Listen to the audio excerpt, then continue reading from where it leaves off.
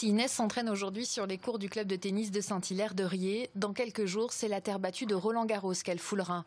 Après 2 phases de sélection qui ont commencé en décembre, Inès a été retenue pour faire partie des 250 jeunes ramasseurs de balles du Grand Chelem parisien. Parmi eux, seulement 40 filles. Et pour se préparer au mieux, elle travaille au quotidien son endurance, sa rapidité et sa concentration. Je m'entraîne surtout au roulé parce qu'il ne faut pas qu'il y ait de rebond sur les roulés. Il faut vraiment qu'ils soient bien lisses, si on peut dire. Il faut qu'ils touchent le sol sans faire de rebond.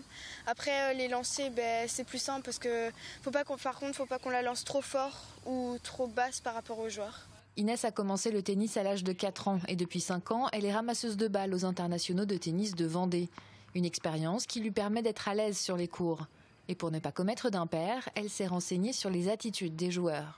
Richard Gasquet, par exemple, quand on doit donner sa serviette, on doit lui donner en boule et pas tendu comme nous, on nous l'apprend. Par rapport à Djokovic, j'ai entendu qu'apparemment il était très sympa, que l'année dernière il a été courir avec les ramasseurs de balles pour le réveil du stade. Et du coup, je sais pas, c'est bien d'avoir une star avec nous. Son chouchou à elle, c'est Rafael Nadal, le roi de Roland-Garros, archi favori car invaincu cette année sur terre battue. Et il n'y a pas qu'Inès qui soit intéressée. On aimerait bien qu'elle nous ramène des autographes. De Nadal, moi, après, je sais pas. Nadal, Federer. Voilà. Un peu tout le monde. Tous les joueurs connus qu'on connaît bien, des Français, et puis même des filles aussi. Il faut dire que la sélection d'Inès pour le tournoi de la Porte d'Auteuil réjouit l'ensemble du club de tennis de Saint-Hilaire-de-Riez. C'est très bien parce que tu vois les joueurs de plus près. Tu peux les rencontrer en vrai, pas à la télé. Et elle a la chance et tout d'y aller. C'est un peu comme un rêve, c'est pas mal et tout.